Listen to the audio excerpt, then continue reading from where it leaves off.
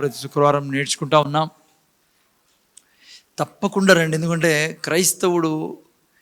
క్రైస్తవునికి ప్రార్థన గురించి తెలియకున్నా, ప్రార్థన గురించి అర్థం కాకున్నా చాలా నష్టపోతాం పిల్లలు, మీరు నేను. ప్లస్ సాతానికి, చీకటి రాజ్యానికి గొప్ప విజయం అదే.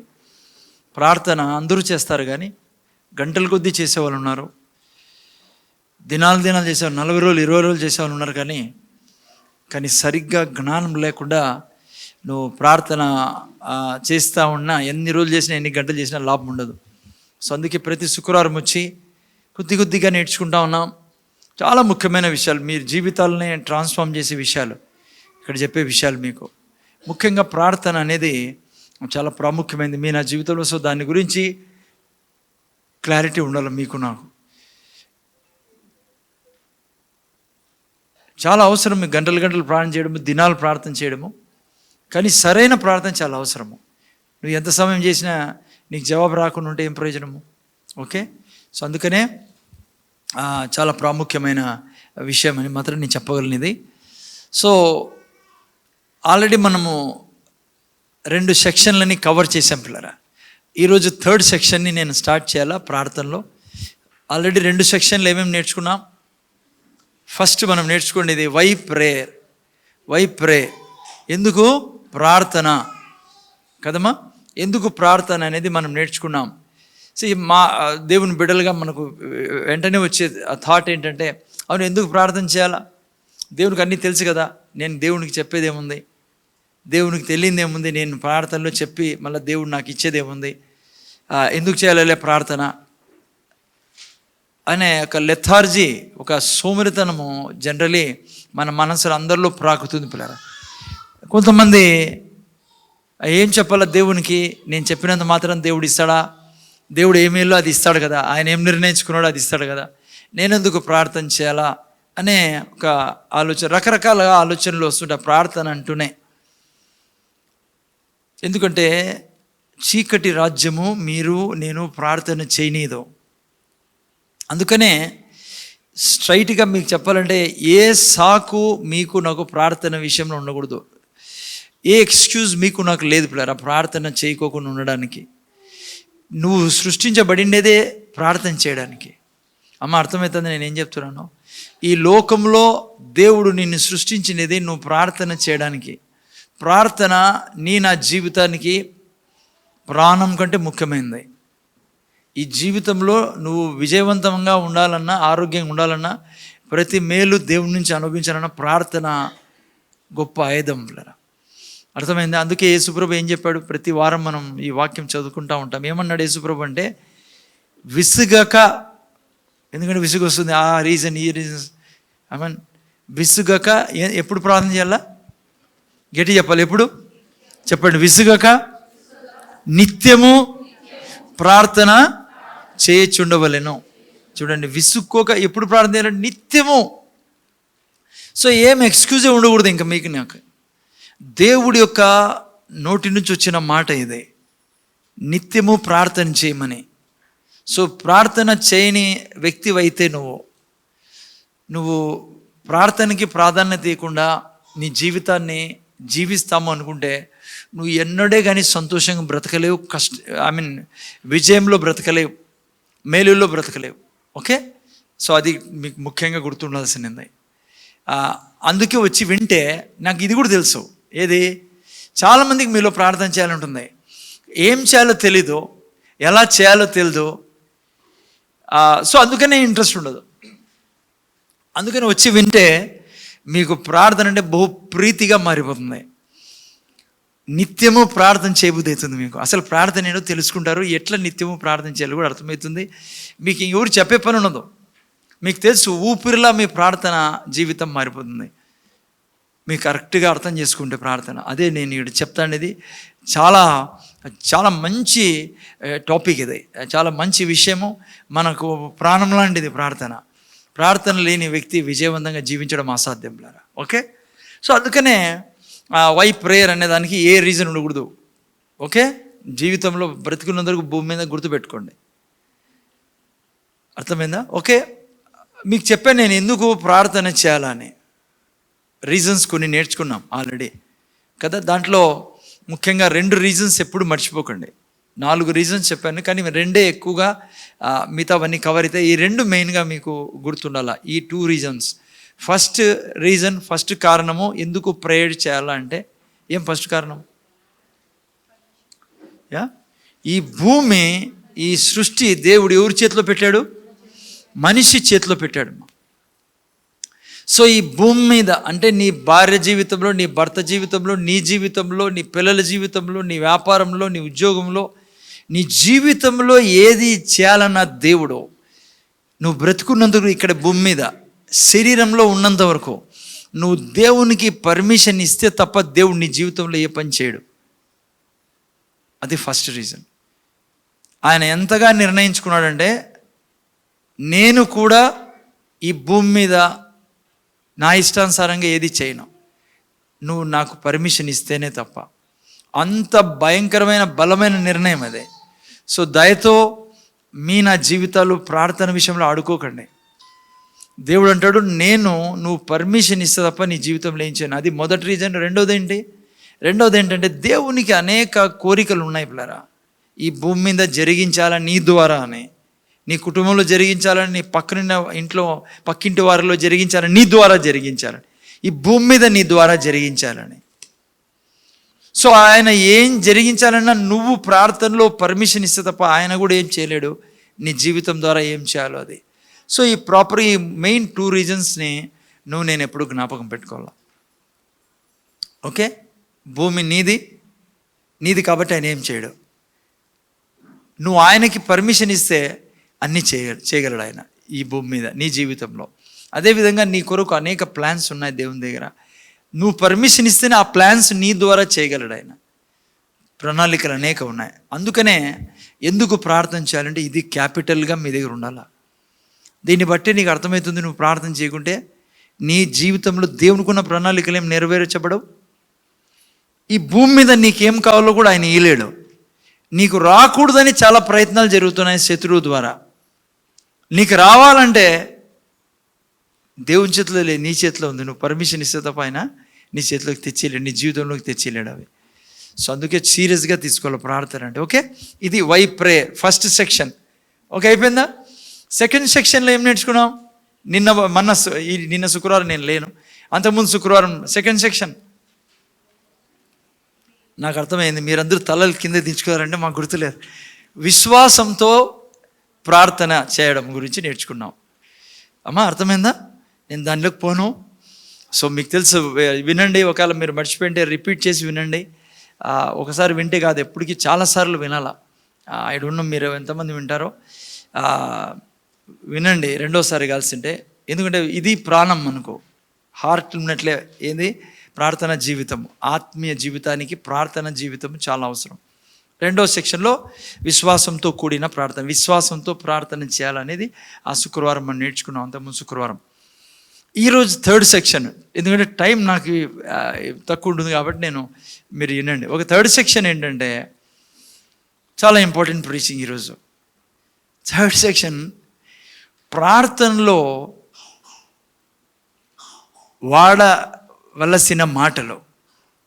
తెలుగులో ప్రార్థన చేసేటప్పుడు నువ్వు వాడే మాటలు, ఏ మాటలు వాడాలి? అమ్మా అర్థమైందా? చిట్టమ్మ అర్థమైందా? ప్రార్థన చేసేటప్పుడు ఏం మాటలు వాడాలి నువ్వు? ఇది ప్రార్థనకే ప్రాణం. అవి ఓకే, ఇది చాలా ఇంపార్టెంట్. జాగ్రత్తగా వినండి. నేను ప్రార్థన చేసేటప్పుడు నా జీవితంలో వాక్యం తప్ప ప్రార్థనలో ఇంకా వేరే మాటలు ఉండకూడదు. ప్రార్థన అని నీ నోటి నుంచి నువ్వు మాట్లాడే ప్రతి మాట ప్రార్థన సమయంలో వాక్యమే ఉండాలా. నువ్వు వాక్యాన్ని ఇగ్నోర్ చేసి, వాక్యాన్ని పక్కన పెట్టి నువ్వు ప్రార్థన చేస్తూ ఉంటే, నువ్వు మాట్లాడుతూ ఉంటే నీ ప్రార్థన ద్వారా ఏ ఎఫెక్ట్ పడదు. నీ ప్రార్థన ఇన్ఎఫెక్టివ్ అవుతుంది. ఇన్ఎఫెక్టివ్ అంటే ప్రభావం లేనిది అవుతుంది. ఎఫెక్ట్ చేయదు నీ ప్రార్థన. బాగా వినండి. నేను ప్రార్థనలో వాక్యం తప్పించిన వెనకలో జాగ్రత్త తినాలి. మీరు ప్రార్థనలో వాక్యం చెప్పాలను. ప్రీఎమినెన్స్ ఇదే ప్రధానమైంది. అసలు టోటల్ ప్రేయర్కి ప్రాణం వాక్యం. నువ్వు ప్రార్థనలో ఎప్పుడు వాక్యంతోనే ప్రార్థించాలండి. మాటలు కదా, మనం ప్రార్థనలు ఏం చేస్తామా, మాట్లాడతాం. ప్రార్థనలో మాట్లాడతాం, మూగంగా ఉండవు కదా, అనం కదా. అట్లా వాళ్ళు ఉన్నారు ఎవరన్నా? అది క్వైట్ టైం, అది వేరే, అది వేరే ఉంది. అది ప్రార్థనలో ఎప్పుడు నోట్లో దేవుని వాక్యం తప్ప ఇంకో వేరే పదాలు రాకూడదు. వాక్యమే నీ నోట్లో నుంచి బయటకు వస్తూ ఉండాలి. అర్థమైందా? సో చాలా ముఖ్యమైనది అది. నీ యొక్క ప్రార్థనలో ఫౌండేషన్ అది పిల్లరా. అర్థమైందా? ప్రార్థన అనేది ఫౌండేషన్ మీ నా జీవితంగా. ఆల్రెడీ చెప్పా నేను, అందుకే కొద్దిగా వేరే టైప్లో చెప్తాను, మీకు అర్థం బాగా కూర్చోవాలని. నిన్ను సృష్టించిన దేవుడు ప్రార్థన చేయడానికి. మీరు అనొచ్చు అదెట్లా సార్ అని. దేవుడు నిన్ను సృష్టించేమన్నాడు? నువ్వు ఫలించి అభివృద్ధి చెంది విస్తరించి వశపరుచుకో, రాజ్యం చెయ్యి. ఎక్కడ నేను రాజ్యం చేస్తాము? ప్రార్థనలో. సో అందుకే ప్రార్థనలో నీ నోట్లో దేవుని వాక్యం మాత్రమే ఉండాలా. అప్పుడే రాజ్యం చేయగలవు. నువ్వు దేవుళ్ళ రాజ్యం చేయగలవు. నువ్వు ఏం చేయాలనుకున్న దేవుని వాక్యం ద్వారానే చేయగలవు. ఓకే. సో అందుకనే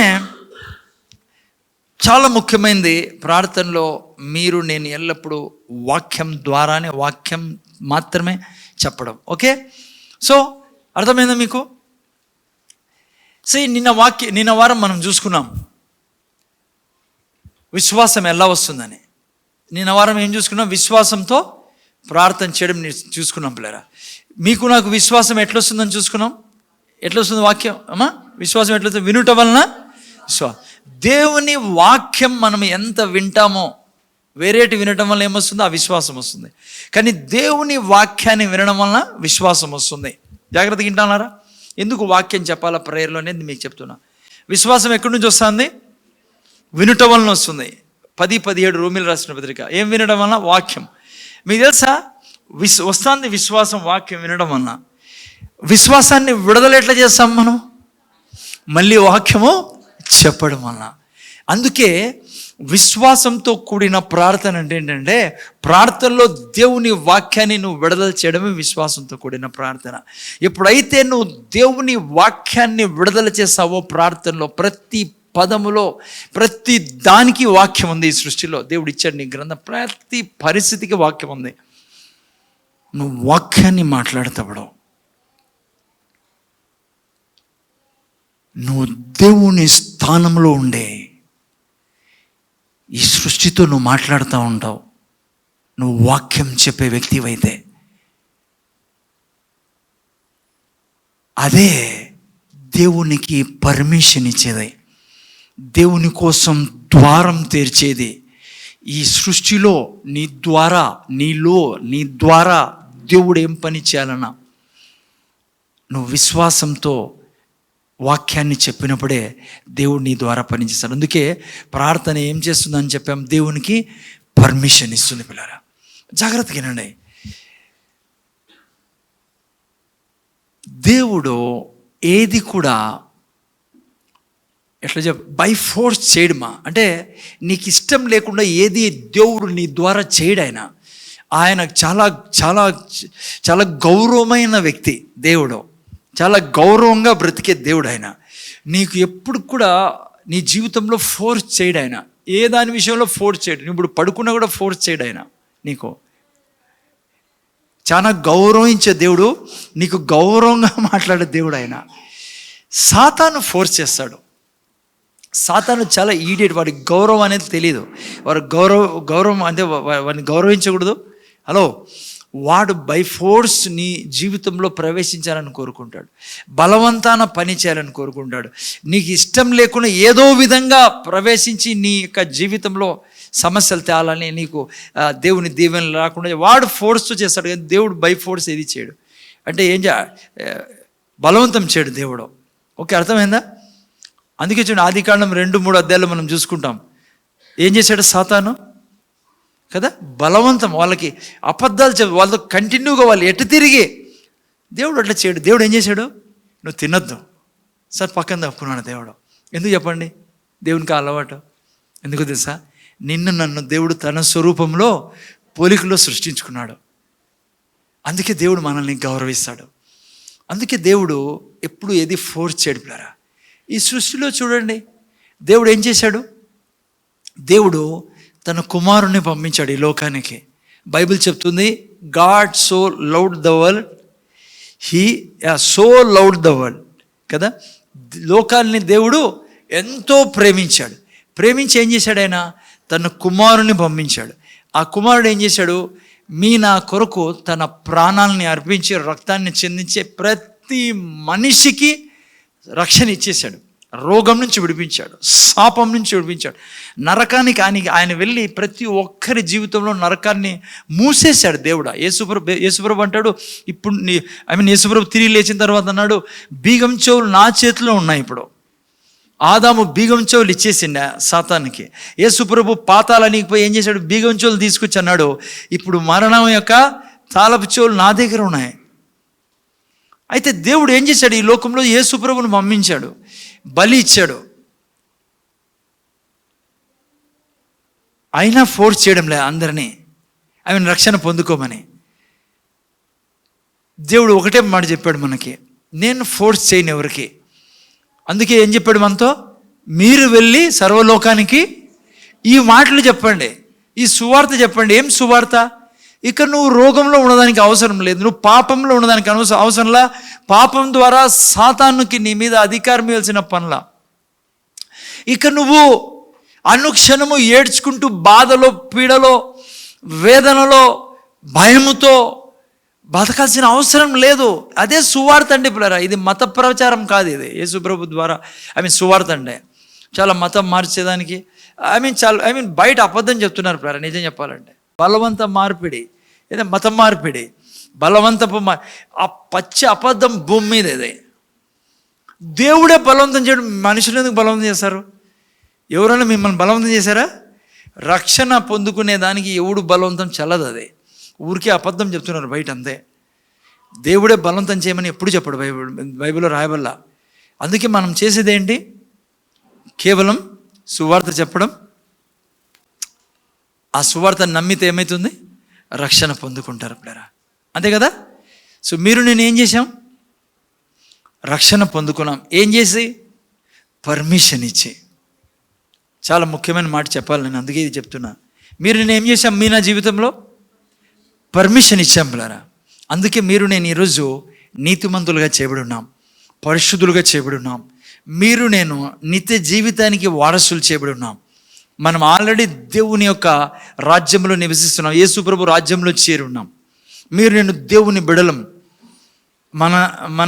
మనం ఆల్రెడీ పరలోక రాజ్య వారసులం.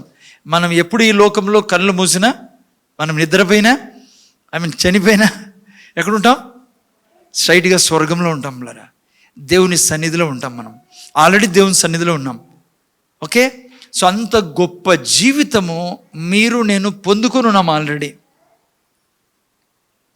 ఏదాని ద్వారా, మీరు నేను దేవునికి పర్మిషన్ ఇవ్వడం ద్వారా, ఒప్పుకోవడం ద్వారా. అయితే ఇంకో పెద్ద తప్పు మనం ఏం చేస్తామంటే, తెలియక రక్షణకు పర్మిషన్ ఇచ్చాం, కానీ రక్షింపబడిన తర్వాత దేవునికి మళ్ళీ పర్మిషన్ ఇవ్వడం మానేస్తాం మనం. సో ఈ క్రైస్తవులో దేవుని బిడ్డలుగా మనం అందరం చాలామంది లైక్ బైబిల్ అంతా చదువుతారు. కొంతమంది అయితే చాలాసార్లు చదివారు. కొంతమందికి వాక్యాలు కంఠస్థం ఉంటాయి, ఆడ ఏం రాయబడిందో అన్నీ తెలుసు. మంచిది, అది మంచి అలవాటు. అట్లా ఉండాలా, బైబిల్ చదవాలా. బైబిల్ 10 సార్లు 20 సార్లు 50 సార్లు మంచిదే. దాంట్లో నేను మీకు ఏమాత్రం నెగిటివ్ తీసుకోకండి, చాలా మంచిదే. కానీ ఎంతోమంది క్రైస్తవులు ఈరోజు దేవుని బిడ్డలో ఎన్నో కష్టాల్లో, సమస్యల్లో, ఇరుకు ఇబ్బందుల్లో వెళ్తున్నారు. ముఖ్యంగా అలా చదివే వాళ్ళు కూడా, బాగా బైబిల్ చదివేవాళ్ళు, బాగా వాక్యం తెలిసిన వాళ్ళు, ఈవెన్ మీకు చెప్తున్నా చాలాసేపు ప్రార్థన చేసేవాళ్ళు కూడా, వాళ్ళ జీవితంలో ఏమో అద్భుతాలు ఉండవు. వాళ్ళ జీవితము సామర్థ్యంతో నిండి ఉన్నది పిల్లరా. వారు అనుక్షణము ఉత్సాహంలో జీవించరు.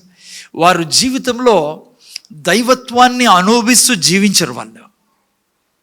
కారణం ఏమో తెలుసా? రక్షణ కోసం నువ్వు పర్మిషన్ ఇచ్చావు. అందుకే నువ్వు వాళ్ళకి మనకు తేడా ఏంటి? లోకంలో ఉన్న వాళ్ళకి మనకి, మనం దేవుని బిడ్డలం, మనం రక్షణ పొందుకున్నాం. కానీ నీ జీవితంలో ప్రతి క్షణం దేవునికి నువ్వు పర్మిషన్ ఇవ్వాలా. అందుకే ప్రార్థన ఏంటి? నిత్యము పర్మిషన్ ఇవ్వడం పిల్లరా. ఏంటంటే ఏం వరి కాకండి. నువ్వు ప్రతి క్షణం జాగ్రత్తగా, నీకు రోగం ఎదుర్కొన్నప్పుడు నువ్వు పర్మిషన్ ఇవ్వాలా దేవునికి. నీకు ఆర్థిక ఇబ్బందులు వచ్చినప్పుడు పర్మిషన్ ఇవ్వాలా దేవునికి.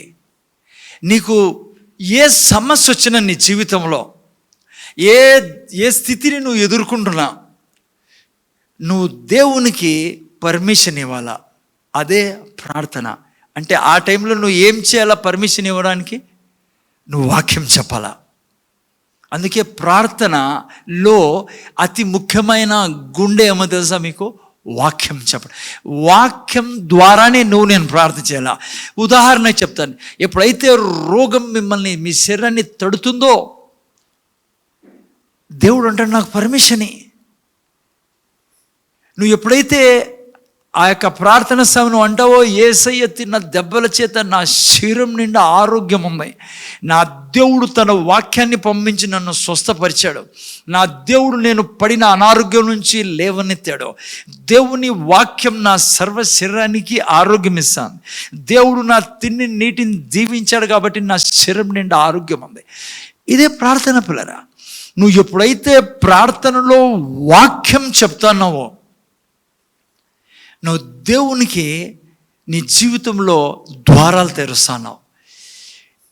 ఆలోచించండి, ఆ సమయంలో నీ ప్రార్థనలో నువ్వు ఈ విషయం అంటావు అనుకో, ఎందుకు దేవా రోగం పెట్టినావు నాకే, అయ్యో ఈ రోగం నన్ను చంపేస్తుందేమో, అయ్యో ఈ రోగము మా ఇంట్లో మా బంధువుల్లో లేదంటే మా hello, if you speak anything apart from God's word in any area of your life, అది ఆరోగ్యం కావచ్చు, డబ్బు కావచ్చు, నువ్వు ఏదైనా ఈ సృష్టిలో, నువ్వు ఆ సమయంలో ఆ పరిస్థితికి దేవుని వాక్యం చెప్పకుండా ఏది చెప్పినా నువ్వు దేవుణ్ణి ఆపేస్తావు. అందుకే ప్రార్థనకి జవాబు రాదు చాలామందికి. చాలా స్ట్రాంగ్ ప్రిన్సిపల్ దేవుంది. అందుకే బైబిల్లో నుంచి మనం చూసుకుందాం. అందుకే చాలా స్ట్రాంగ్ ప్రీచింగ్ యేసు ప్రభు శిష్యులకి ఇచ్చాడు ఈ యొక్క ప్రార్థన విషయంలో. నిన్న వారం కూడా చూసుకున్నాం. ఎప్పుడు వస్తుంది ఇది? మార్కు సువార్త 11:23 కదా. మార్కు సువార్త 11:23 చదవండి ఫస్ట్, ఆ తర్వాత ఎక్స్ప్లెయిన్ చేస్తాను. ఎవరు? మార్కు సువార్త 11 చదువు. చూచి నీవు ఎత్తుబడి సముద్రంలో పడవేయబడమని చెప్పి తన మనసులో సందేహింపక తాను చెప్పినది జరుగునని నమ్మిన ఎడల వాడు చెప్పినది జరుగునని మీతో నిశ్చయముగా చెప్పుచున్నాను. చూసారా పిల్లరా, నేను లాస్ట్ టైం కూడా చెప్పా. ఎన్నిసార్లు చెప్పడం రాయబడింది ఈ వాక్యంలో? అందరూ చెప్పాలి, గట్టి చెప్పండి. ఎన్నిసార్లు రాయబడిందో అమ్మ? ఎన్నిసార్లు రాయబడింది? 3 సార్లు. యేసు ప్రభు అంటున్నాడు, చెప్పండి. ఎవరికి? సమస్యకి చెప్పాలంట. ఒక్కసారి విశ్వాసం గురించి రాయబడి, అంతేనా? తెలుగులో నమ్మినడలా ఏది 23 ఇది చూడండి. తన మనసు సందేహింపగా నీతో నిశ్చయంగా చెప్పు. ఓకే, 3 సార్లు నీకు చెప్పడం గురించి ఉంటుంది. సే ఒక్కసారి బిలీఫ్ గురించి, నమ్మడం గురించి ఉంటుంది మీకు. 75% మీరు నేను వాక్యం చెప్పేవాళ్ళుగా ఉండాలని సృష్టికర్త దేవుడు శరీరంలో నిలబడి చెప్తున్నాడు. నువ్వు 75% అంటే ఎక్కువ, ఓకే 75% నువ్వు చెప్పేవాడు అయితే నమ్మడం ఈజీ ప్లరా. క్రైస్తవులతో వచ్చిన సమస్య మీద నమ్మకానికి ముందు పరిగెడతా అంటారు. ప్రిన్సిపల్ నీకు అర్థం కాల, నువ్వు చెప్పంది నమ్మలేవు. నీకు కూడా చెప్తున్నా, నువ్వు చెప్పంది పరిశుద్ధంగా జీవించలేవు కూడా. నువ్వు చెప్పంది వాక్యము నువ్వు ఏ విధంగా కూడా నువ్వు దేవునితో నడవడం కష్టం బిడ్డ. అందుకే అంటున్నాడు 75 3 సార్లు అంటే మీరు లెక్కేసుకోండి, 100లో 70% మీరు చెప్పేవాళ్ళుగా ఉండాలా. చెప్పేవాడిగా ఉంటే ఆటోమేటిక్గా నువ్వు నమ్మేవాడిగా తయారవుతావు. ఓకే, ఎప్పుడు చెప్పాలంట? శిష్యులు అడిగారయ్యా, నీకి మాకు తేడా ఏంటి అసలుకి? నువ్వు చూస్తే నీ మాదిరి మేము కూడా నీ మాదిరి అంటావు. 22వ వాక్యం ఏమన్నాడు చూడండి, పైకి ఎక్కినైనా 22 ఏమంటాడు? అందుకు యేసు వారిది ఇట్లను, మీరు దేవుని యందు, తెలుగులో విశ్వాసం ఉంచలేండి రాబడింది, మీరు ఇంగ్లీష్ ఎవరు చెప్తే if you have faith of God, దేవునిలా మీరు విశ్వాసం కలిగి ఉంటే ఏం జరిగింది? పైన యేసుప్రభు చెట్టుని శపించాడు పిల్లరా. మీకు అందరికి తెలిసిన మాకు నేను మళ్ళీ చదివిల్సిన పనిలా. ఎప్పుడైతే చెట్టు ఎండిపోయిందో వీళ్ళకు పెద్ద డౌట్ వచ్చింది, మేము మీతో ఉన్నాము, ఏంటి ఎట్లా నువ్వు చేయగలుగుతావు ఈ పనులన్నీ? నువ్వు చెప్తూనే ఎట్లా ఈ చెట్టు చచ్చిపోయింది? ఎందుకంటే వాళ్ళు విన్నారు యేసుప్రభు ఏం చెప్పాడు, ఎందుకంటే చెట్టు మాట్లాడింది యేసుప్రభుతో. యేసుప్రభు ఏం చేశాడు? ఆ చెట్టుతో మాట్లాడాడు పిల్లరా, ఆ సమస్యకి చెప్పాడు నువ్వు ఉండకూడదు ఇంకా ఈ భూమి మీద అని. అందుకే శిష్యులు అడిగినప్పుడు ఎలా నువ్వు ఇవి చేయగలుగుతున్నావు అన్నప్పుడు యేసుప్రభు అంటాడు, మీరు కూడా దేవుని లాంటి విశ్వాసం ఉంటే. ఏంటి దేవుని లాంటి విశ్వాసం? దేవుడు లాంటి విశ్వాసం, దేవుడు ఏం చేశాడో తెలుసా? చెప్తాడు పిల్లరా, మాట్లాడతాడు ఆ సమస్యతో. అదే యేసుప్రభు చేశాడు. జాగ్రత్తగా వినండి, ఏమంటున్నాడు యేసుప్రభు ఇక్కడ? ఏంది కొండ అంటే ఏంటి? మన సమస్యలు పిల్లరా. ఓకే, ప్లెయిన్లీ సమస్యల గురించి మాట్లాడుతున్నాడు యేసుప్రభు. అంటే ఈ సమస్యకి నువ్వు చెప్పాలా, నాకు చెప్పద్దు సమస్య గురించి, నువ్వు సమస్యకి చెప్పాలా. ఏం చెప్తావు సమస్యకి? ఏం చెప్తావు సమస్యకి? ఏం చెప్తాం? దేవుడు ఏం చెప్తాడో ఆ సమస్య గురించి అది చెప్తావు నువ్వు. శరీరంలో అనారోగ్యం ఉంది, సో ఏం చెప్పమంటాడు దాంతో? దేవుడు ఏం చెప్పాడో ఆ రోగం గురించి, అనారోగ్యం గురించి అది చెప్పమన్నాడు. సో నువ్వు ఎప్పుడైతే దేవుని వాక్యాన్ని చెప్తావో ప్రార్థనలో, ఏది నేను చూసి అనారోగ్యం అంటాను, ఏదైనా సరే, నీ భర్త క్యారెక్టర్, నీ భర్త నేచర్, నీ పిల్లల చదువులు, ఏదైనా సరే, నీ ఎదుట నిలబడిన సమస్యకి నువ్వు ప్రార్థన చేసేటప్పుడు ఏం చేయాలా? వాక్యం చెప్పాలా. ఎందుకు సార్ అలా అని నువ్వు అడిగితే బైబిల్ చెప్తుంది, దేవుడు నిన్ను నన్ను తన స్వరూపంలో పోలికలో సృష్టించాడు. దానికి అర్థం ఏంటంటే, దేవుడు మిమ్మల్ని ఎలా సృష్టించాడంటే, దేవుడు ఎలా పని చేస్తాడో అలా పని చేస్తాడని సృష్టించాడు మిమ్మల్ని నన్ను. దేవుడు ఎలా పని చేస్తాడు? దేవుడు తనకు కావాల్సింది చెప్పి తెచ్చుకుంటాడు, తనకు వద్దనేది చెప్పి తీసేస్తాడు. సింపుల్గా చెప్పాలండి మీకు, ఏం చేస్తాడు దేవుడు? తనకు కావాల్సిన దాన్ని దేవుడు చెప్పి సృష్టిస్తాడు పిల్లరా. తనకు వద్దనుకునే దానికి ఏం చేస్తాడు దేవుడు? మళ్ళా వాక్యం చెప్పి దాన్ని తీసేస్తాడు. అదే మిమ్మల్ని సృష్టించిన విధానం దేవుడు. నువ్వు నేను కూడా ఈ సృష్టిలో మనకు కావలసిన దాన్ని ప్రతి క్షణం సృష్టించే జీవితం కలిగి ఉన్నాం. ఏం చెప్పి? దేవుడు తను మాట్లాడాడు, కానీ మీరు నేనేం మాట్లాడాలా? దేవుడు మాట్లాడింది మాట్లాడాలా. మీకు నాకు ఏదైనా వద్దనుకోండి, ఏం మాట్లాడాలా? మళ్ళా వాక్యమే మాట్లాడాలా. అందుకే ప్రార్థనలో ఇది తప్ప, వాక్యం తప్ప ఏది మాట్లాడడానికి, ఏది మాట్లాడినా నువ్వు ఏది తెచ్చుకోవాలో నీ జీవితంలో తెచ్చుకోలేవు. హలో, మీకు అర్థమవుతుంది నాయనా? అందుకే మీకు నాకు అతి ప్రాముఖ్యమైనది ఏదన్నా ఉందా ఈ జీవితంలో అంటే దేవుని వాక్యం. నేను వాక్యాన్ని బాగా ఎరిగిన వాళ్ళమై ఉండాలా. అందుకే దేవుడు గ్రంథం ఇచ్చినది మీకు నాకు. దేవుని యొక్క ప్రామిసెస్ని, వాగ్దానాలని, దేవుడు చెప్పిన మాటల గురించి చాలా జ్ఞానం కలిగి, ఎందుకంటే దేవుని వాక్యం నీలో ఉంటే నువ్వు దేవుళ్ళ గవర్న చేయొచ్చు, సృష్టిలో నువ్వు పరిపాలించవచ్చు ప్రతి దాని మీద. నీకు వాక్యము లేదనుకో నీ జీవితంలో నువ్వు పరిపాలించడం కష్టమవుతుంది. ఎందుకంటే మనం నేర్చుకుంటున్నాం వాక్యంలో ఏ మాటలు వాడాలా. మీరు నేనైనా దేవుని వాక్యం చెప్పాలి మీరు నేను. దేవుడు మిమ్మల్ని అలా సృష్టించాడు. అర్థమైందా? మీకు నాకు ఎప్పుడు దేవుని వాక్యం గురించి ప్రతి ఏరియా గురించి, అందుకే మీకు బుక్ ప్రింట్ చేసింది నేను. బ్రదర్ వచ్చా బుక్స్ అవి పొద్దున్నేసారా? ఓకే, రేపు ఇంకో 50 బుక్స్ వస్తున్నాయి, దాంట్లో కొన్ని ఇంకా అడిషన్స్ ఉన్నాయి. సో ఓకే, నేను అందుకే ఈజీ చేశాను. నేను మీకు ఈ టీచింగ్ నేను ఎప్పుడైతే స్టార్ట్ చేశాను నాకు తెలిసింది. ఓకే, జాగ్రత్త తినంటారా. మీకు ఒకవేళ రావు ప్రామిసెస్ తెలియదు అనుకుంటే ఒక 6 నెలలు 7 నెలలు సంవత్సరం ఈ బుక్ని పట్టుకొని తినేసినారనుకో, మీ జీవితంలో వాక్యంతో నేను అందుకే ప్రతి ఏరియా గురించి రాబడ్డాయి. ఇంకా కొత్త బుక్లు కొన్ని ఇంకా యాడ్ చేసాము. మీకు లేని వాళ్ళు బాధపడకండి, కొత్తవి యాడ్ చేశారే మా దాంట్లో, పాత దాంట్లో లేదా, మీకు అనెక్సర్స్ పెట్టాము ఇక్కడ. ముఖ్యంగా ఇది తీసుకెళ్ళండి, మేము చాలా రోజులు పెట్టాం, మర్చిపోతాం. అందుకే నేను టేబుల్ మీద పెట్టుకుంటాం, మళ్ళీ ఈరోజు కూడా మర్చిపోతాం. ముఖ్యంగా భర్త చెప్పాల్సినవి, భర్త భార్య కోసం చెప్పాల్సినవి భార్యలే తీసుకోండి. ఆయన తీసుకోడు, మీసాలయప్ప.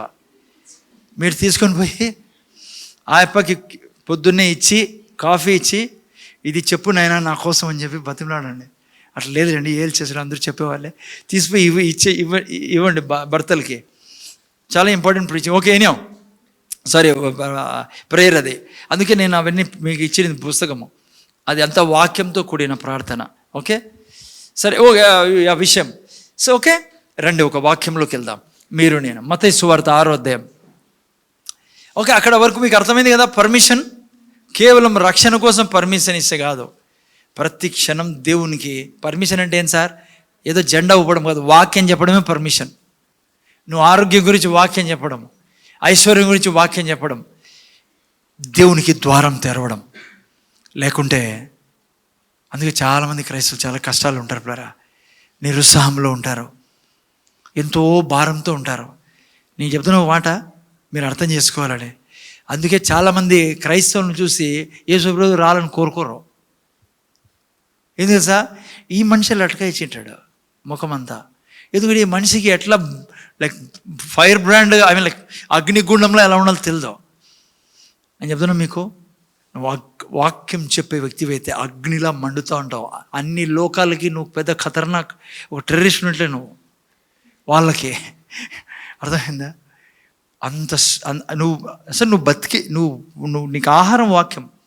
చేపకి నీళ్ళెట్లో నీకు నాకు అర్థమైందమ్మా. నేను అసలు నీ పుట్టుక ఎట్ల నుంచో తెలుసా? నీకు చెప్తున్నా, ఏమనుకోద్దండి. నువ్వు ఎవరో తెలుసా? నువ్వు వాక్యాన్నువే. వస్తాను ఇప్పుడు కాదు, ముందు కింద. ఇంకా హలో అబ్రహాం బ్రదర్, మీరెవరు? నేను అబ్రహాంని అంటారు. అబ్రహాం బ్రదర్ మీరు యాక్చువల్గా డీప్గా వెళ్తే బైబిల్లోకి నేను వాక్యము. ఎందుకంటే మనం పుట్టింది ఎవరికి తెలుసు కదా మీకు? క్షయబీజంని కాక అక్షయ బీజమగు దేవుని వాక్యానికి మీరు నేను పుట్టాం. వాక్యం ఏం తినాలా? వాక్యమే తినాలా. అందుకే వాక్యము మీ నా జీవితానికి అన్నిటికంటే ప్రాముఖ్యమైనది. ఓకే సరే, వేరే విషయాలకి వెళ్దాం. చదువునేనా మత్తయి సువార్త 6వ అధ్యాయం. ఇక్కడ నేను ఇంకో ప్రిన్సిపల్ తీసుకురాల ప్రేయర్లో. ఓకే, ఒకటి పర్మిషన్ కూడా తీసుకున్నాం, ఇంకోటి చాలా ముఖ్యమైన ప్రిన్సిపల్ మీకు చెప్పాలా. ఇక్కడ యేసు ప్రభు 6:31 పెట్టినాను, ఇంగ్లీష్లో పెట్టినాను. ఇది నాకు తెలుగులో ఎవరైనా చదవండి. 6:31 మీకు నాకు తెలుసు కదా. ఏం రాశారు 6:31లో? కాబట్టి ఏమి తిందుమో, ఏమి త్రాగుదుమో, ఏమి ధరించుకుందుమో అని చింతపడుకుడి. ఓకే, ఇక్కడ యేసు ప్రభు అంటున్నాడు కదా, కాబట్టి ఏమి తిందుమో ఏమి తాగు చింతించకుడి, అన్యజనులు వీటన్నింటి విషయం విచారింతురు. జాగ్రత్తగా వినండి. ఇక్కడ యేసు ప్రభు, ఇది కొండ మీద ప్రసంగం అంటాం కదా తెలుగులో, ఇంగ్లీష్లో సర్మన్ ఆన్ ద మౌంట్. ఈ యొక్క ప్రీచ్ చేస్తున్నాడు యేసు ప్రభు. చేస్తున్నప్పుడు ఇక్కడ కేవలం శిష్యులే కాదు, యూదులు అనేక మంది వేల సంఖ్యలో ఆయన ముందు కూర్చొని ఉన్నారు. ఈ వాక్యం ఈ యొక్క అతను ప్రీచ్ చేస్తాడు, యేసు ప్రభు ప్రీచింగ్ చేస్తున్నప్పుడు జాగ్రత్తగా వినాలి మీరు. ప్రీచ్ చేసేటప్పుడు వాళ్ళకి మాట చెప్తున్నాడు యేసు ప్రభు. ఏమన్నాడంటే, ఏం తిందుమా, ఏమి తాగుదుమా, ఏం ధరించుకుందామా అని మీరు చింతించకండి. ఓకేనా?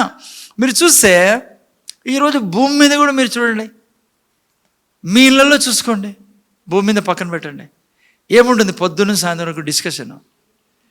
మీకు తెలియకుండానే ఇదే డిస్కషనే. ఏం డిస్కషను? అంటే అట్లా కాదు, చేసుకునేది కాదు. జీవితం ఎలా బతకాలా, పెళ్ళిళ్ళు ఎట్లయితా, ఈ పిల్లలు ఉద్యోగాలు వస్తాయో లేదో, అసలు చదువుకుంటారో లేదో, అసలు రేపు పొద్దున ఇండ్లు దొరుకుతుందో లేదో, 70 విషయాలు ఉంటాయి మీకు. అసలు మన యొక్క టోటల్ మీనింగ్ ఏముంటుంది తెలుసా? ఎట్లా తినాలా, ఏం తాగాలా, ఏం ధరించి, అదే టాపికే ఉంటుంది ప్రతి ఇంట్లో భూమి మీద. సో యేసు ప్రభు వీళ్ళతో అంటున్నాడు, ఎందుకంటే వీళ్ళు యూదులు, అక్కడ కూర్చున్న గుంపు నిబంధనలో ఉన్న గుంపు పిల్లరా. నిబంధనలో ఉన్న వాళ్ళు వీళ్ళు. నిబంధన అంటే తెలుసు కదా, దేవుడు అబ్రహాంతో చేసుకున్న నిబంధన అనగా మనం నిబంధనలు ఉన్నాం. కొత్త నిబంధన, పాత మనకు రెండు ఉన్నాయి, వాళ్ళకి ఒకటే ఉండింది, పాత నిబంధన మాత్రమే. బైబుల్ కాదు నేను చెప్తాను, నిబంధన వేరు. ఏంటి నిబంధన? అబ్రహాముకి చేసిన వాగ్దానాలు, దాన్ని పాత నిబంధన అంటాం మనము. జాగ్రత్తగా వినండి. నిబంధనలో కేవలం రక్షణ మాత్రమే కాదు, సాల్వేషన్ మాత్రమే కాదు. నిబంధనలో సాల్వేషన్ చాలా ప్రాముఖ్యమైనది, ఫస్ట్ గేట్ అది. నిబంధన అంటే ఏంటంటే నువ్వు రక్షణతో పాటి ఆరోగ్యము, ఐశ్వర్యము, ఆశీర్వాదము, శాపము లేని జీవితము, విజయవంతమైన జీవితము, క్షణము దేవుళ్ళ ఈ భూమి మీద జీవించే జీవితము నిబంధనలో ఇంక్లూడ్ అయి ఉంది.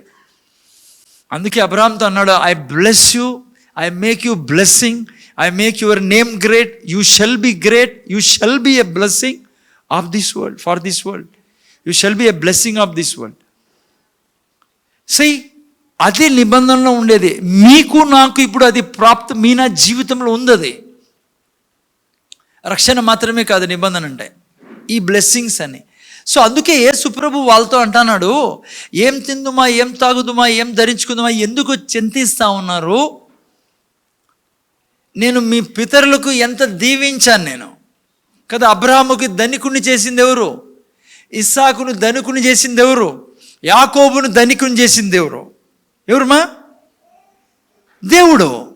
ఆ తర్వాత చూడండి, ఆలోచించండి, ఇజ్రాయెల్ జనాంగాన్ని 40 దాదాపు అంటారు, నాకు కూడా సరిగ్గా ఫిగర్ తెలియదు కానీ 30 నుంచి 40 లక్షలు రకరకాల చెప్తున్నారు అనుకోండి, మనకి ఎవరికి కౌంటింగ్ అనుకోండి. 30 లక్షల మందిని రాత్రి లక్షాధికారులు చేసింది ఎవరు? దేవుడు పిల్లరా. అదే యేసుప్రభు అంటున్నాడు, ఎవరు వాళ్ళని ధనికులుగా చేసింది?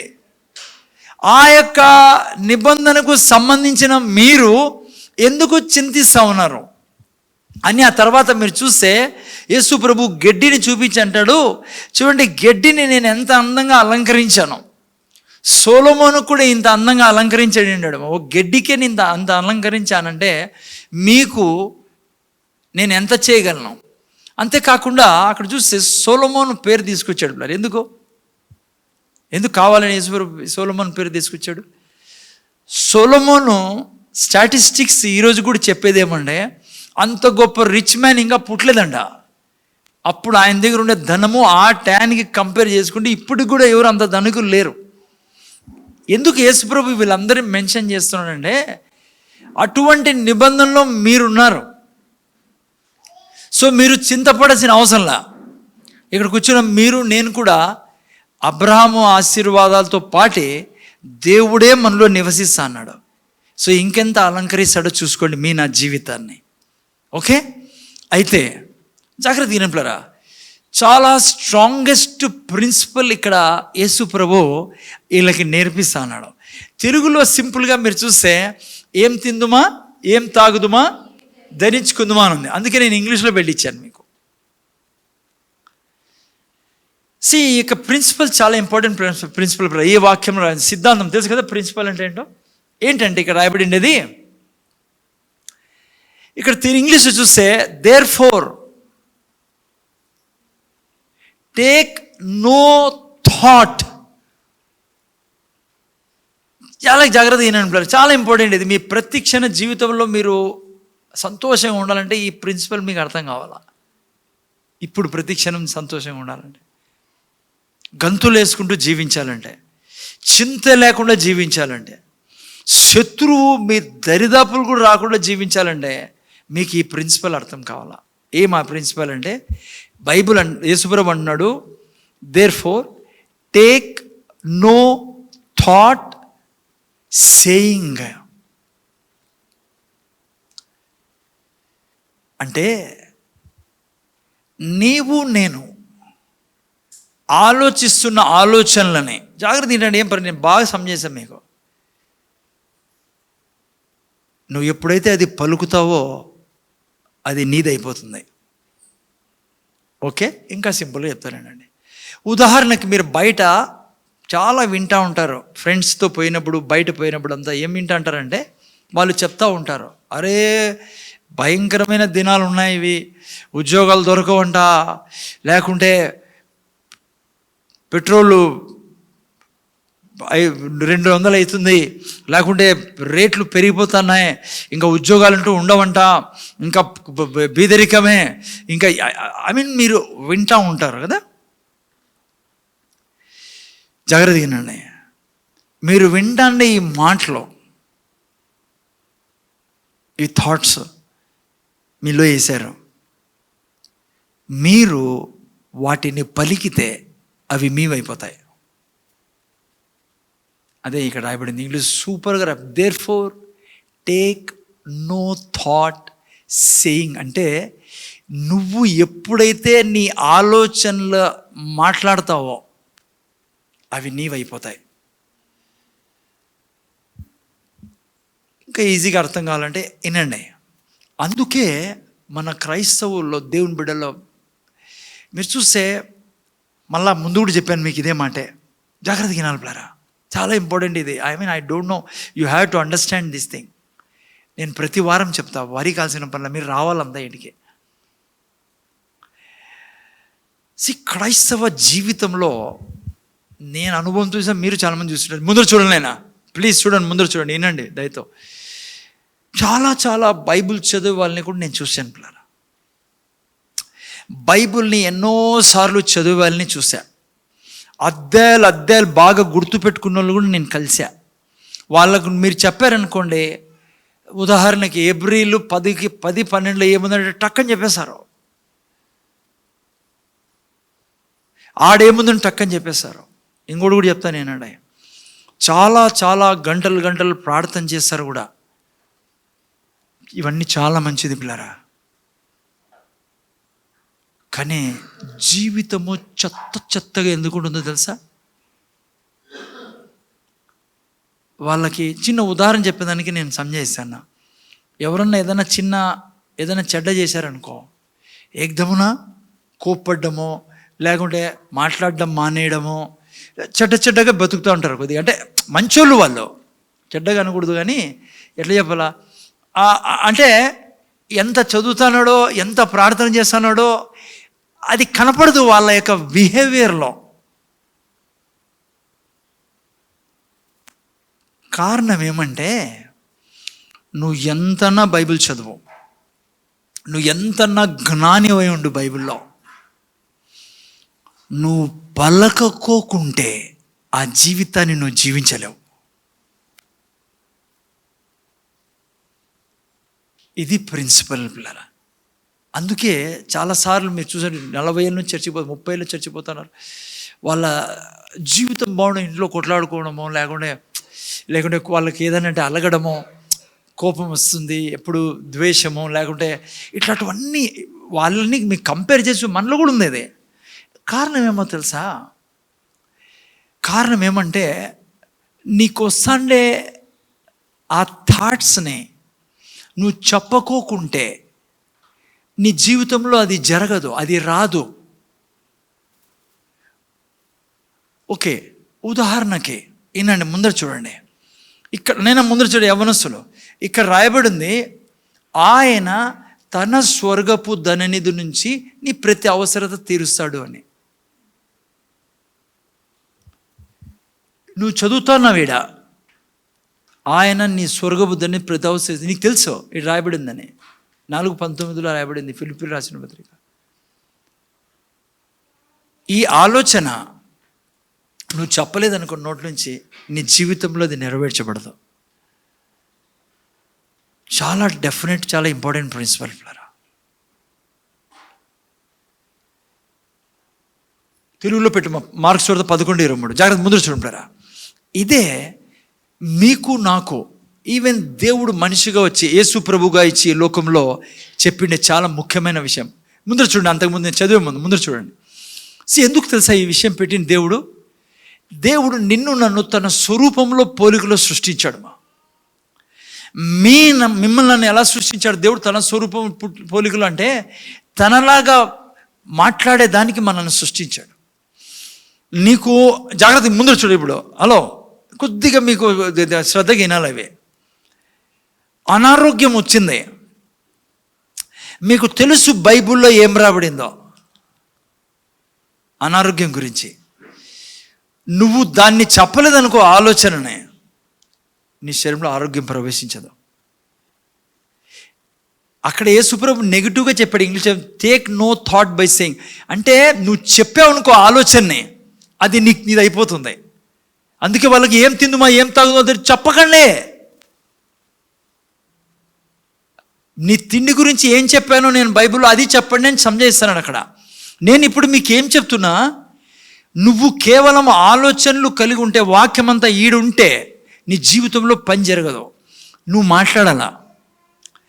అదే ఇంకా ఇప్పుడు నేను నెగిటివ్గా ఓకే. యేసుప్రభు ఏం చెప్పాడు చూడండి 23లో, ఎవడైనా నువ్వు కొండను చూచి నువ్వు ఎత్తబడి సముద్రంలో పడవేమని చెప్పి తన మనసులో సందేహింపక తాను చెప్పినది జరుగునని నమ్మినాడా ఏమంటాడు తర్వాత?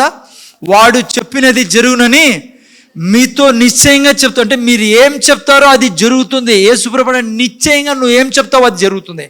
ఇప్పుడు చూడండి, జాగ్రత్తగా ముందర చూడండి. ఇప్పుడు నువ్వు జీవిస్తాను దినమంతా, ముందర చూడాలా నైనా, ముందర చూడండి. అనుక్షణం మీరు నేను జీవిస్తాను. ఉదాహరణకి ఒక భార్య ఉంది, తన భర్త చెడ్డోడు కాదు, భర్త ఆమె చెడ్డోడు అని లేదులేండి, చెడ్డోడు కాదు కానీ ఏమంటారు, ఒక భర్త వచ్చేసి ఏం చెప్పాలా, కోపిష్టి.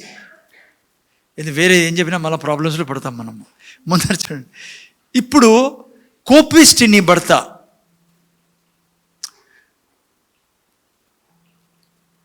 ఆ థాట్ నీకుంది ఈడ మైండ్లో. ముందర చూడండి. నువ్వు అన్నావు అనుకో నీ భర్త కోపిష్టి అని, నువ్వు చనిపోయేంత వరకు కూడా ఆ వ్యక్తి నీతో కోపిష్టిగానే ప్రవర్తిస్తాడు. చాలా చాలా సీరియస్ ప్రిన్సిపల్ ఇదే. అందుకే మనం ఆనందించలేం ప్రభు ఉన్నా కూడా మన జీవితంలో, ఎందుకంటే కొన్ని విషయాలు తెలియవు కాబట్టి. జాగ్రత్తగా నేను ముందర చూడండి. నా జీవితంలో అందుకే యేసుప్రభు ఉంటాడు, ఏమన్నాడు అక్కడ? వాడు చెప్పినది జరుగునని మీతో నిశ్చయంగా చెప్తానా. సో నువ్వు ఏం చెప్తున్నావో చాలా జాగ్రత్తగా ఉండాలి, ఎందుకంటే అది నిశ్చయంగా నీ జీవితంలో జరుగుతుంది. ఇప్పుడు నీ భర్త అలాంటి వాడు, లేదంటే పిల్లలు మొండోళ్ళు, ఓకే, లేదంటే ఆర్థిక ఇబ్బందులు ఉన్నాయి, ఇవి నీ మైండ్లో తిరుగుతున్నాయి. కానీ వీటిని నువ్వు చెప్పినావు అనుకో, ఇవి నీ జీవితంలో జరిగిపోతాయి. దినమంతా నువ్వు దీని గురించి కదా మనం అట్లా చేసాం ఇంట్లో. కానీ నా జీవితంలో ఎప్పుడైతే అది చెప్పకుండా దాని గురించి దేవుడు ఏం చెప్తాన్నాడో నువ్వు చెప్పినావంటే ఏమవుతుంది? నువ్వు చెప్పింది నీకు జరుగుతుంది. సో అందుకే బుక్ ఇచ్చినది మీకే. నువ్వు భర్త గురించి నువ్వు చెప్పాల్సింది నువ్వు చూస్తానేది కాదు, నీకు కావాల్సింది చెప్పాలను. దేవుడు ఏం చెప్తానో నీ భర్త గురించి అది చెప్పాలా. అది చెప్పినప్పుడు నువ్వు పర్మిషన్ ఇస్తానో దేవునికి నీ భర్త కొరకు ఏం చేయాలో. నువ్వు నీ భర్తను అన్నావు అనుకో వీడు మొండోడనే, నువ్వు దేవునికి ఏ పర్మిషన్ ఇవ్వలేదు, కానీ నువ్వు చెప్తానో కాబట్టి నువ్వు చెప్పేదే నిశ్చయంగా నీకు జరుగుతుంది. అందుకే మీరు నేను ప్రార్థన చేసేటప్పుడు ఈవెన్ నీ ఇంట్లో పరిస్థితులు విషపూరితంగా ఉన్నా, నీ యొక్క బంధువులు విషపూరితంగా ఉన్నా, నీ భర్త చెడ్డ స్థితిలో ఉన్నా, నీ పిల్లలు చెడ్డ స్థితిలో ఉన్నా, నీ శరీరం చెడ్డ స్థితిలో ఉన్నా, నీ ఆర్థిక స్థితి చాలా లోటులో ఉన్నా, అప్పుల్లో ఉన్నా, నువ్వు ఆలోచనలని చెప్పుకుంటా జీవిస్తున్నావు అనుకో, నీ జీవితంలో ఆ సమస్య నుంచి బయట రాలేవు. నువ్వు అలా దేవుడు నిన్ను నన్ను సృష్టించాడు. ఇంకా చిన్న కొన్ని ఉదాహరణ చెప్తానండి. నువ్వు అన్నావు అనుకో, నాకు ఎందుకు భయం వేస్తుంది, ఓకే చిన్న భయం వేస్తుంది. అసలు ఎందుకు భయం వేస్తుంది? నీ థాట్లో ఉంది, భయం ఉంది నీకు. నువ్వు భయం వేస్తుంది అన్నావు అనుకో, నువ్వు జీవితంలో భయం నుంచి బయట రాలేవు. చాలా సీరియస్ ప్రిన్సిపల్ అది. అందుకే బైబిల్లో ఓకే, నేను దీనికి ఒక సలహా ఇస్తాను. ఎప్పుడు చెప్పాడు దేవుడు నీలో భయం ఉందని? వాడేస్తాన్నాడు, నువ్వు చెప్తా ఉన్నావు. అందుకే నీ జీవితం అట్లుంటుంది. బైబిల్ ఏం రాబడింది తెలుసా? నీకు నేను ధైర్యం గల ఆత్మనిచ్చిండది, నీకు నేను ప్రేమ గల ఆత్మనిచ్చిండది, నీకు నేను జ్ఞానం ఇచ్చానన్నాడు దేవుడు. దేవుడు ఏం చెప్తాన్నాడు, నువ్వేం చెప్తానో? నువ్వు మా ముందర చూడలేనా? అందుకే చాలా డేంజర్. యేసుప్రభు అన్నాడు, టేక్ నో థాట్. హౌ? దాంట్లో సేయింగ్, బై సేయింగ్. అందుకే నువ్వు దేవుని, నీ భర్త గురించి నీకేం చెప్పాలో తెలియకుంటే అక్కడ ఉంది ప్రార్థన, దాన్ని చెప్పు. ఈవెన్ అతను చెడ్డ స్థితిలో ఉన్నా కూడా నువ్వు నీ భర్తను మార్చుకోగలవు. అందుకే యేసుప్రభు కొండను చూసి పోయి సముద్రంలో పడమన్నాడు. నువ్వు చెప్పితే నువ్వు చెప్పినది నీకు నిశ్చయంగా జరుగుతుంది. జాగ్రత్తగానండి గురించి కదా చాలామంది భయపడుతూ ఉంటారు. ఎవరో అన్నారు మొన్న ఆడికి పోయింటే, చచ్చిపోయిన వాళ్ళు కళ్ళు వస్తున్నారు సార్ నాకని. మీకు తెలుసా? ఆమె రాలే, ఈరోజు ఇన్నేకి రాలే. చూడు, జాగ్రత్తగానండి. చచ్చిపోయిన వాళ్ళు ఎవరు కళ్ళకు రారు. ఎవరు రారు? నిసి గంభీరంగా వింటాను. చచ్చిపోయిన వాళ్ళు కళ్ళకు రారు. చచ్చిపోయిన వాళ్ళు యా స్థానానికి పోయినారో వెళ్ళిపోయినారు అంతే, ఇంకెప్పటికీ రారు వాళ్ళు. ఈవెన్ కళ్ళలోకి కూడా రారు. నీకు చూపిస్తానేది సాతాను వాళ్ళని. ఎవరు? సాతాను. ఎందుకో తెలుసా? నువ్వు మాట్లాడింటావు, నువ్వు భయపడే మాటలు మాట్లాడింటావు, దినమంతా చూసింటావు, లేదంటే ఏదో చర్చ జరిగింటుంది. వాడేం చేస్తాడు? నీ గురించి తెలుసు వాడికి. వాడు నిన్ను భయపడేదానికి అవన్నీ చేస్తాడు. సో ఏ దానికి భయపడాల్సిన పనులు ఏం చేస్తావు? ఆ థాట్ని తీసుకొని నువ్వు ఒకవేళ రాత్రి ఎట్లా అయితే నీకు తెలిసిండాల్సింది ఏముందో సార్, నువ్వు దేవుని రెక్కల్లో ఉన్నావు, దూతలు నీ చుట్టూ ఉన్నారు. కానీ నువ్వు పర్మిషన్ వెళ్ళేదనుకో, బెడ్ అంతా తడుపుకుంటావు. ఎట్లా? నోననుకో, భయం అవుతుంది నాకు, కల్లో చచ్చిపోయినప్పుడు వచ్చిండే, ఆయన వచ్చిండే, ఈమె వచ్చింది అన్నావు అనుకో, వాళ్ళు డిన్నర్ చేసుకుంటారు, నువ్వు ఈడ సుసు చేసుకుంటూ ఉంటావు. నేను చెప్పేది ఏం చేయాలో నువ్వు చెప్పాల్సింది ఏమో సార్. ఇవన్నీ వెళ్ళండి పిల్లరా, నేను ఖచ్చితంగా అనుభవంతో చెప్తున్నాను మీకు. ఇవన్నీ వెళ్ళి మీకు ఏం చెప్తాను అట్లా. కానీ దేవుడు ఆ సమస్యను నాకు నేర్పించాడు. మీకు చెప్తున్నా, మీకు ఏం చేయాలి? నువ్వు జీవితంలో భయం అనేది అసలు నీకు లేదు. దేవుడు ఏమాత్రం ఇచ్చాడు? ఎప్పుడు నీ నోట్లో రావాల్సింది ఏమో తెలుసా? ఇంకా కళ రాకముందే. ఒకవేళ కళ వచ్చిందనుకో ఏం చేయాలా? లేచి నాలో ధైర్యంగా ఆత్మ ఉండేది, వినండి, నేను పరిశుద్ధుణ్ణి, నీతిమంతుణ్ణి. ఏం చెప్పాలి ఇప్పుడు? నీతిమంతుణ్ణి అంటూనే నరకము 100 కిలోమీటర్ స్పీడ్తో పరిగెత్తిపోతుంది నీ దగ్గర నుంచి. నువ్వు ఎంత తప్పు చేసినా, బిడ్డ నేను సండే అదే ప్రీచ్ చేయాలి, జాగ్రత్త ముందర చూడండి. ఎంత తప్పు చేసినా నీకు దేవునికి మధ్య ఉండేది సైతానికి పర్మిషన్ ఇద్దు. నువ్వు వెంటనే చెప్పాల్సి, నేను నీతిమంతురాలని, దేవుడి నీతి నాకు ఇవ్వబడింది. దేవుడు ఎంత ధైర్యవంతుడో నేనంత ధైర్యవంతుణ్ణి. దేవుని దూతలు నా చుట్టూ ఉండి రక్తముతో నేను కప్పబడి, రక్తంతో కట్టబడి, రక్తంతో ఎత్తుకోబడి దేవుని దూతల ఆధీనంలో ఉన్నాను నా జీవితము. అది చెప్పాల్సిందే, ముఖ్యంగా చెప్పాల్సిందే. దేవుడు ఎంత ధైర్యవంతుడో నేనంతే. ఎందుకంటే ఆయనలో ఉన్న ధైర్యపు ఆత్మ నాకు నీకు ఇచ్చినది. సృష్టిలో బతుకున్నందుకు ఎప్పుడు గుర్తుపెట్టుకోడు. ఓకే, అయినా విషయం చూడండి, ఎక్కడున్నాం మనము? ఓకే, హలో, మీకు అర్థమైందా నేను ఏం చెప్తాను? నీవు నేను ఎప్పుడు కూడా నా థాట్ని మాటల్లో తేకూడదు. ఒకవేళ నీ ఆలోచనలు నువ్వు తెస్తున్నావు అనుకో, కేవలం అవే ఆలోచనలు తేలా ఏవైతే వాక్యంలో ఉన్నాయో. ముందు చూడండి అయినా. అందుకే నేను బతికే విధానం ఏమో తెలుసా పిల్లరా, అనేక థాట్స్ వస్తూ ఉంటాయి నా మైండ్లో, ప్రపంచంలో వార్తలని. నేను ఎప్పుడు చెప్పాల్సింది వాక్యం ఏం చెప్తుంది నీ గురించి. నేను అభిషక్తున్నాయి, నేను నీతిమంతున్నాయి, పరిశుద్ధతో నా దేవుడు నన్ను నింపి ఉన్నాడు, నేను పరిశుద్ధున్నాయి, నా దేవుడు స్వర్గపు. ఏ గరీబీ గురించి ఎవడు చెప్పినా నీ స్నేహితులు చెప్పారనుకో, నువ్వు మాత్రము మన దేశమంతా బీదరికంలోకి వెళ్ళిపోతుంది, అన్నీ అమ్ముకుంటావు, అంతా ఏదో చిప్ప చేతికి వస్తుంది, నువ్వు మాత్రం చెప్పాల్సింది ఏమో తెలుసా, నా దేవుడు తన నువ్వు వాళ్ళు చెప్పింది చెప్పినావు అనుకో, నీ జీవితంలో అది జరుగుతుంది. నువ్వు ఎప్పుడు అనుక్షణం చెప్పాల్సింది ఏంటి, నీ ఆలోచనలు కాదు, నీ గురించి దేవుడు ఏం చెప్తున్నావు అది మాత్రమే చెప్పాలి. ఈవెన్ నీ భర్త బండ అనుకో, నువ్వు బండ అంటే నువ్వు బండలు కొట్టుకోవాల్సి వస్తుంది రోజు. నేను కొద్దిగా అనంతపురం బాగా చెప్తాను, ఈడ రాశాను, ఈడ దీంట్లో ఇవి మాత్రమే నువ్వు నీ థాట్ని చెప్పినావు అనుకో, ఫైసల్ నువ్వు నీ థాట్ చెప్పాలి నువ్వు, కానీ ఏ థాట్ చెప్పాలా, దేవుని వాక్యం చెప్పాలా.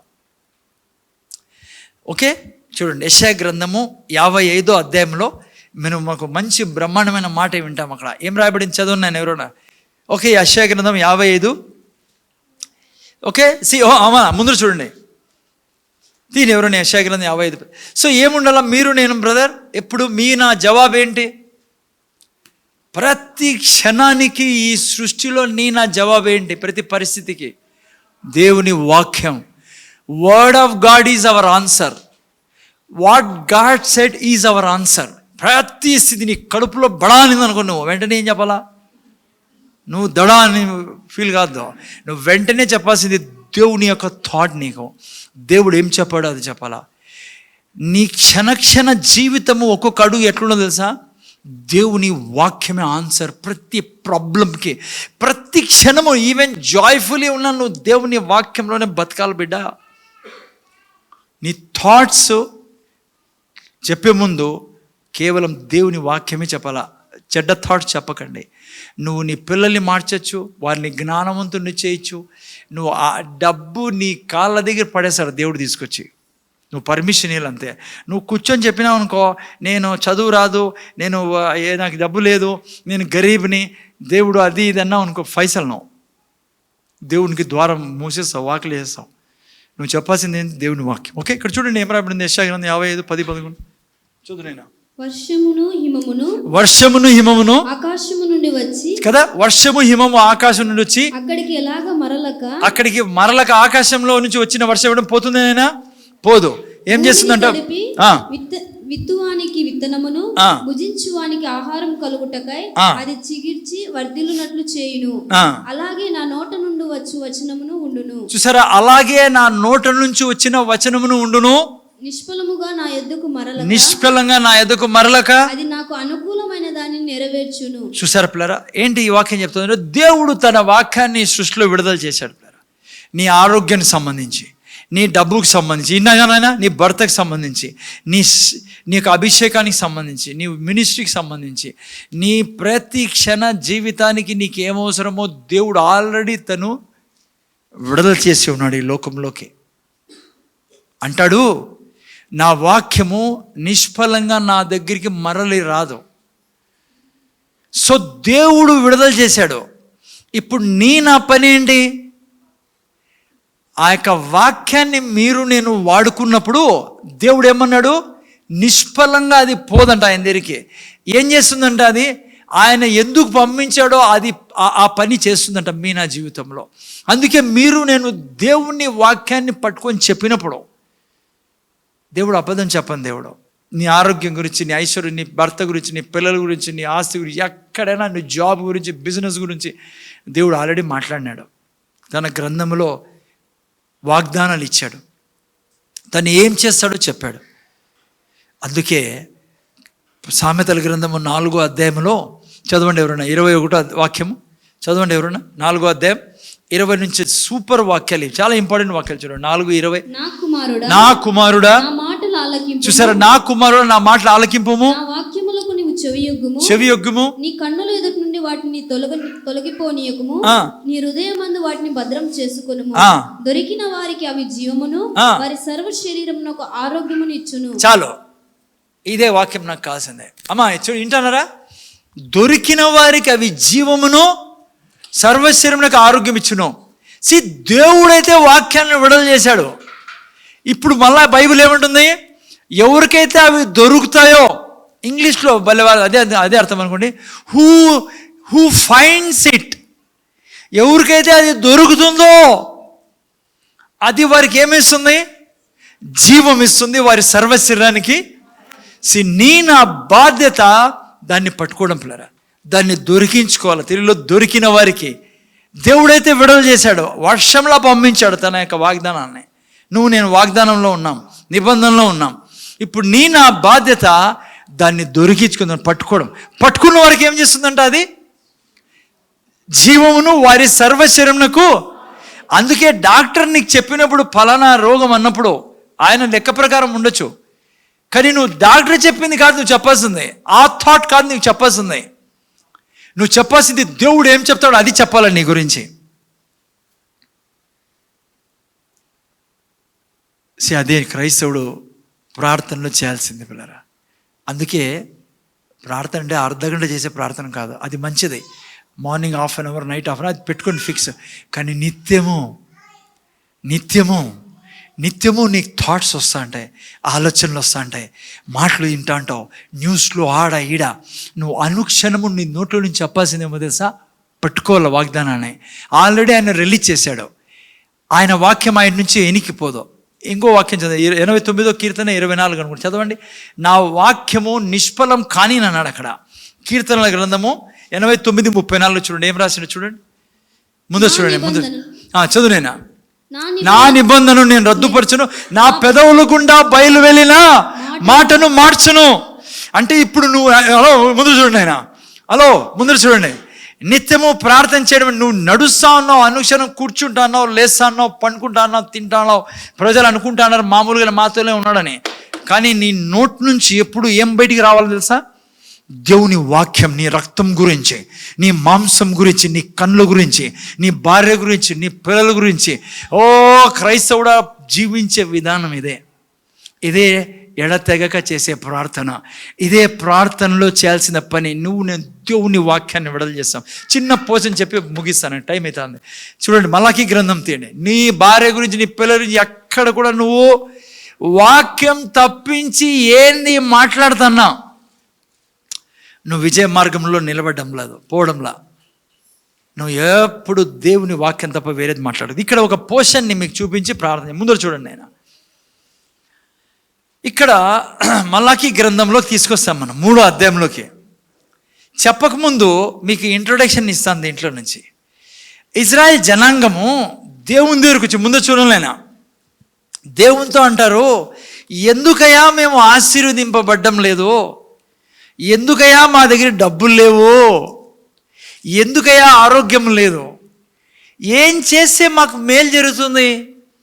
ఎందుకు ఇన్ని కష్టాల్లో ఉన్నాము మేము అని అడుగుతున్నారు ఇజ్రాయెల్ జనాంగం దేవుని దగ్గరకు వచ్చి. మీరు ఆ పోషన్ అంతా చదివేటప్పుడు దేవుడు వాళ్ళతో ఏమంటాడు తెలుసా? 3వ అధ్యాయం తీయండి నాతో పాటు, 13వ వాక్యం చదవండి నాయన. వాళ్ళు అంటున్నారు, ఏం సమస్య? ఎందుకు మేము దీవెనలో లేము? చదువు నేను అపోస్తలుల 3వ అధ్యాయం 13. ముందర చూడు, అందరూ చూడాలా. యెహోవా సెలవిచ్చినది ఏమనగా, నన్ను గూర్చి మీరు బహు గర్వపు మాటలు పలికి నిన్ను గూర్చి ఏమి చెప్పితిమని మీరు అడుగుదురు. ఏం మాటలు పలుకుతున్నారంట వీళ్ళు? మీకు ఒక మాట మాత్రం చాలా జాగ్రత్తగా అర్థం చేసుకోవాల్సింది ఏమో తెలుసా? దేవుడు నీ ప్రతి మాటను వింటూ ఉంటాడు. ఎందుకు చెప్పండి? నీ మాటల మీద ఆధారపడి ఉంది తనేం చేయాలో.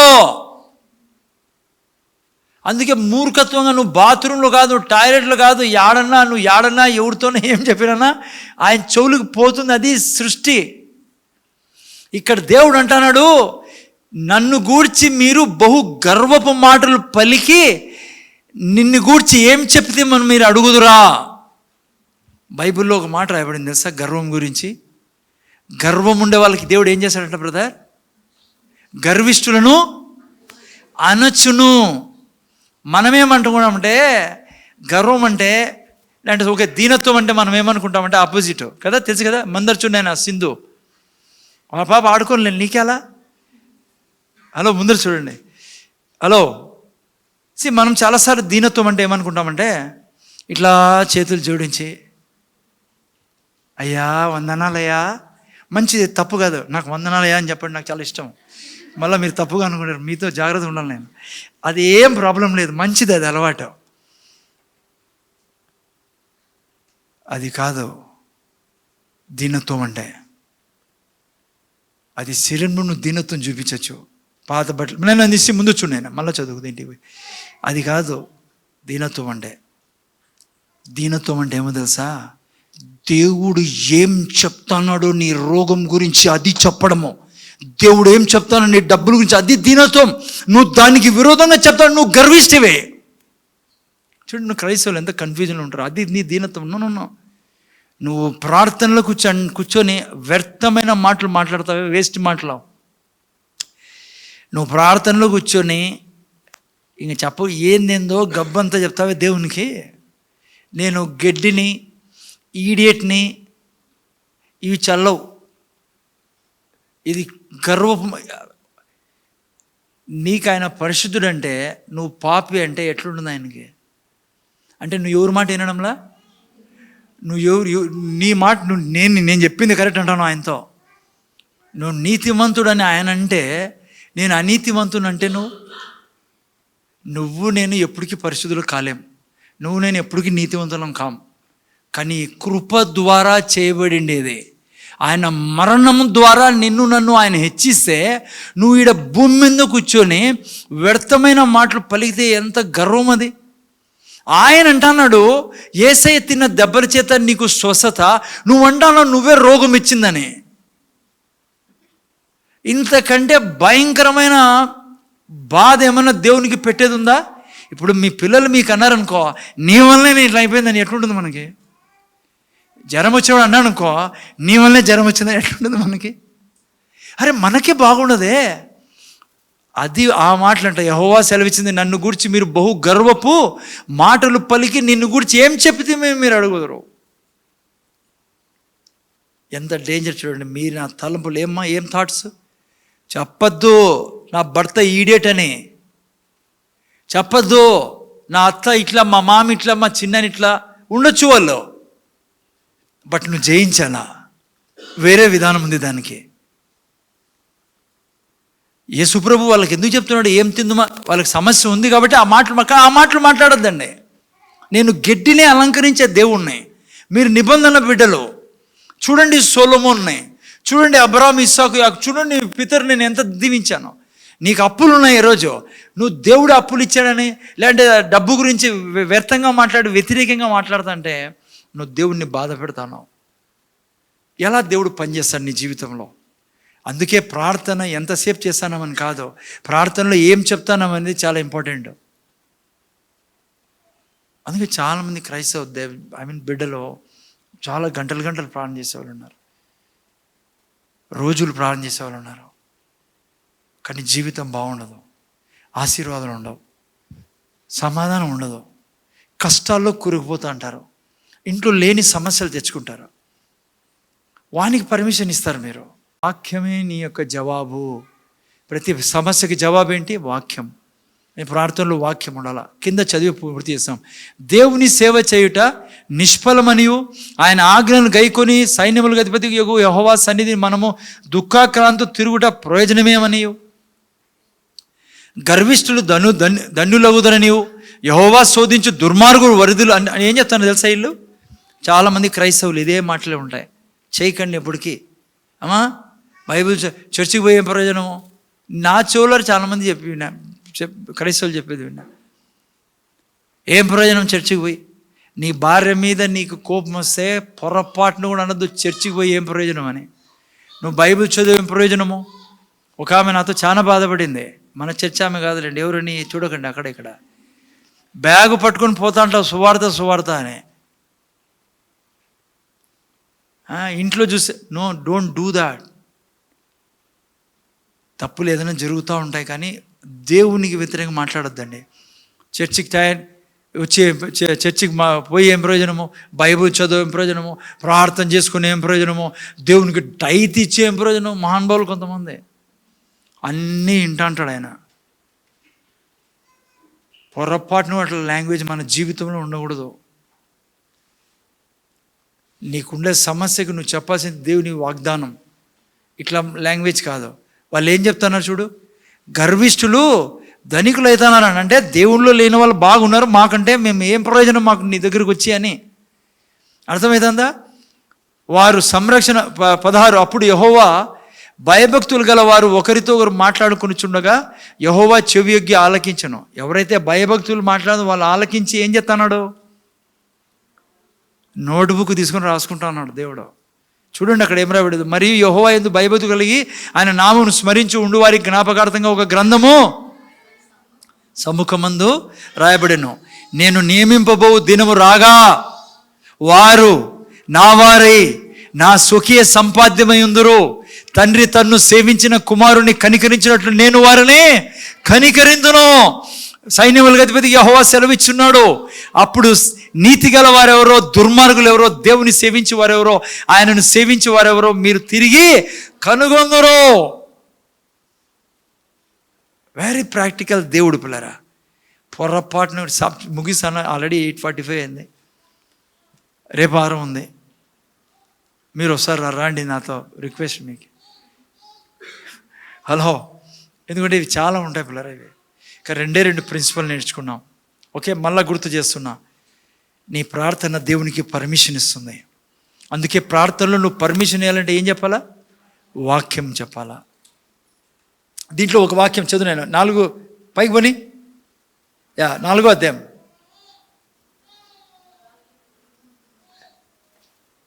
అంతే. ఏలైనగా నియమింపబడి దినం వచ్చుచున్నది, కొలిమి కాలున్నట్లు అది కాలును. గర్విష్ఠులందరూ దుర్మార్గులందరూ కొయ్య కాలు వల్లే ఉందరు.